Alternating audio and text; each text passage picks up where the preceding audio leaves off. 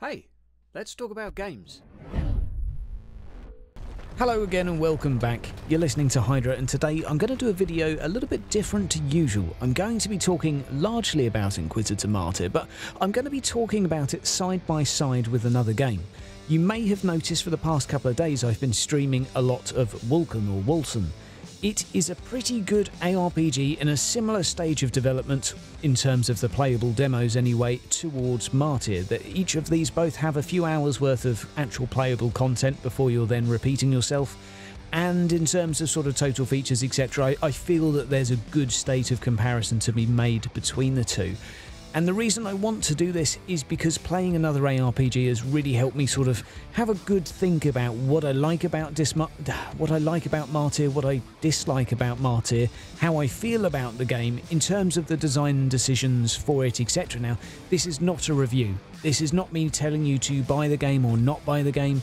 This is my thoughts on it at the current point in time. Now, to start off, I want to talk to you about my experiences jumping into Wolcen, and we're going to go through each of these games in terms of a few different categories. We're going to start with combat, we're going to talk about skill systems, we're going to talk about all sorts of different stuff. So starting off with the combat, the first thing you notice when you go in, jump into Wolcen, obviously they don't have a class template at all. You just literally pick a character and then morph them into whatever you want, but we'll come back to that in a moment. So you've picked your buck, you've customized them how you want to look, a nice start. You jump in the world and you instantly start left clicking on stuff, and what you notice straight away is that even the left click for every single weapon, no matter what it is that you pick up, all seems to have a combo of abilities attached to it. So even a single-handed dagger will do a flurry of attacks followed by a finisher, an axe will do a swing, swing, swing, big swing, some of the staffs will do a single, AoE. There's a different combination for every single different weapon, and even just the left click, to be honest with you, is satisfying to use to begin with. And one of the main things I've really noticed with this is that the enemy animations, their reactions, the sound effects and the physics, the ragdoll physics in particular, are all borderline towards a little bit of the comic fantasy side, but they're all really satisfying. Whacking an enemy with a club and seeing it actually going flying has made me think back to Martyr and how I really am a little bit tired of every single enemy turning into jam. Of course, the fact that there's not many death animations within Martyr is probably due to the developmental stage, but it is something I've really appreciated within a different game. Now, in terms of comparing the two now, thinking back towards Martyr, and let's compare melee to begin with. I mean, Martyr's gunplay is superior in terms of the aesthetics, etc. I've never been a massive fan of shooting bows and crossbows. They look alright, but the guns in Martyr feel really good. But let's compare the melee. The melee itself feels very, very different, and it took me a little while to actually put my finger on why. And I've realised after a while that Martyr predominantly revolves around a global cooldown system. So at any given moment, if you want to cast an ability, especially a reactionary ability, you probably can't, and you may have to wait up to a second and a half in order to cast it. Now, that doesn't sound like a lot of time, and there are weapons within Martyr which don't have a global cooldown system, like the multi-melters, for example, and you may have noticed sort of a button spamming sort of approach for many players, because, well, that just deals a lot of damage. And the two different approaches just feel very, very different. Within Wolcen, you can literally spam buttons as much as you like, although there is a very clever resource system basically preventing you from getting away from doing that. So very, very different approaches. Martyr basically goes for almost exclusively cooldowns and ammo and global cooldowns to manage how much damage you could do per second, whereas Wolcen goes for a dual resource system, and spending one generates the other, so you can never spam a button for too long basically, and it means that you actually have to focus a little bit on some resource management, which is certainly more challenging for Wolcen. It took me a little while to get into the combat, and to begin with I was pressing lots of buttons, nothing was happening.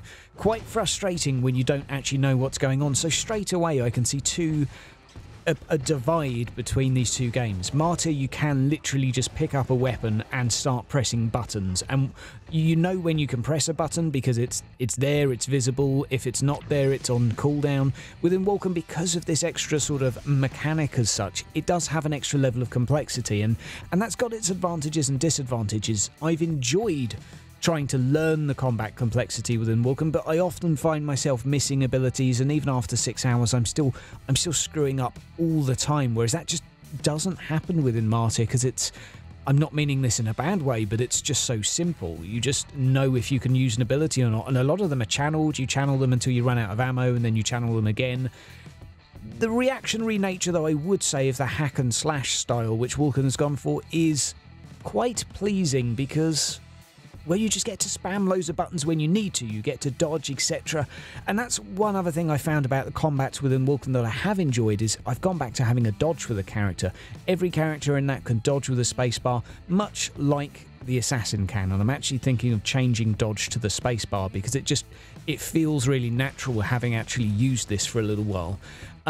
Having every character being able to dodge within Martyr, I don't know if that would be a great idea, having a guy in Crusader armour rolling around, but it certainly made me want to go back to the Assassin for a little bit, because it just feels nice. It's nice being able to dodge stuff, and I've noticed in terms of enemy design that there's a lot of very large telegraphed attacks within Wolcen that are nice and easy to see when they're coming, and you get to learn each enemy's sort of attack pattern and attack style. They're not always telegraphed in terms of ground abilities. Granted, there are some ground abilities, but quite often it's actually just the enemy's animation that gives away what it's going to be doing. It took a little while to get used to, but it's actually quite satisfying to be able to dodge out of the way of. I've noticed with Martyr in comparison that the larger units do have large telegraphed abilities that are actually even more predictable and easy to dodge out of, assuming you're playing an assassin, of course. But taking that up a notch to the bosses, etc., within Martyr I do feel that the attack patterns of them are a lot more simple. You basically, if you're against a Hellbrute, it's going to stand and shoot, or it's going to do a charge attack, or it's going to summon Nurglings, but the only one of those that you really need to react to is if it's going to charge, you move out the way, and you've got a lot of time to do it. I almost feel, and I know not many players would probably like this, but I almost feel I would prefer not seeing those ground effects. Maybe if you selected the harder difficulty, you could turn them off for the charge abilities. You can tell from him scraping his feet on the ground like a goddamn bull. He's going to be running at you, and I would be tempted to move towards that, but I've certainly enjoyed observing the enemies, looking at how the character models are moving, seeing and learning how they each move, and there is a lot of difference between them, especially in regards to Martyr, where, I'm going to be honest, most enemies feel very, very predictable. However, I would say I'm very biased because I've played Martyr for an entire year, so it's very hard to surprise me within that game. So straight off the bat, we have some pretty big differences with this game, and there are advantages to both. I'm not going to say one is better than the other, just each one has a different approach to an ARPG. Take, for example, the skill system of Wolcen, where you have this giant wheel which you can turn at the moment, three consecutive sort of rings around clockwise, anti-clockwise, to make a combination that seems similar to the Path of Exile skill tree. Now, it is more simple at the moment in terms of total layers, but the complexity is really there, and the ability to adjust that wheel basically makes you sit there and think, holy cow, I don't even know where to start with this. But also it generates, if you're into this, that sort of childlike sense of wonder is, oh my god, what happens if I can combine this and that? Will I create a build that no one has ever made before? There's certainly a lot of hours needed to get yourself familiar with all of the attacks and all of the moves. There is a high learning curve for things like this in games. It takes a long time to get your head in there. Whereas with Martyr, that's not there at all. You literally pick up a weapon, and it takes all of about 5 to 10 minutes to get your head around the skill system. Okay, you look at a weapon's ability, you see it's a single target, you go to one of the trees that might impact that. If it's a ranged weapon, then a ranged tree is probably a good idea. Critically, it's always a good idea. If it's physical, you can go to the physical tree. It's basically, the complexity is like playing a game of Snap. It's not particularly challenging. However, you also by doing so, you make it completely accessible to people that don't want to get to, play a game for 100, 200 hours just to feel familiar enough with the skill systems to start creating really, really janky builds. And I've certainly noticed within Wolcen, and granted it's early on in terms of balancing, but I've made some builds in that were outright terrible. And I failed the boss, if those of you that were watching today, several times. And then I flip over and go into Martyr. No matter how I spend my skill points, I'm going to be fine. Some will make it a little bit more easy, some will make it a little bit hard, and that's both an advantage and a disadvantage. It's easy to balance. It does reduce the variation, meaning your autonomy as a player, there's less to do. But again, each one has its own direction. Certainly if you're going from Path of Exile into Martyr, you're going to be feeling like you've just had all of your ARPG features stripped away. If you're going from, well, maybe even if you're jumping into your first ARPG, I don't think Martyr is going to be that intimidating, aside maybe from the leveling system, which is a little bit odd, but hey, it'll do. Now, the other nice thing, though, is that you do end up logging out of Wolcen, sort of laying there in bed, or at least I do afterwards, thinking, I wonder what would happen if I combine those two things. And it does have that little bit of an addictive quality to it in terms of the skill customization. In terms of total game hours, though, I'm going to come back to in a moment why I'm already getting tired of Wolcen. However, Martyr doesn't have that. You're not going to lay there at night thinking, oh my god, I wonder if I go a critical hit sniper, maybe that'll be the best thing in the world. You're never going to make a build, you're going to be very hard pressed to make a build in Martyr which you feel like no one else has thought of. There may be occasions where you find a cool skill combination, but you're never really going to piece a bunch of pieces of the puzzle together and think, god damn, no one else has done this. No, that's just not going to happen. But again, that suits different players in terms of what they like and what they're looking for. So let's move on now to the maps and the actual exploration of the areas. You've probably noticed from the footage here a pretty big difference. Now, Wolcen is obviously on handcrafted, non-generated maps. There's a fairly limited selection thus far. The dungeons are a little bit different in terms of spawning in different places, enemies spawning in different places, but where you're walking around on the quote-unquote open world, and it is advertised as an open world title, all appears to be very nicely handcrafted. And first up, the visuals are amazing. I just will say now, even the spell effects, absolutely amazing, breathtaking.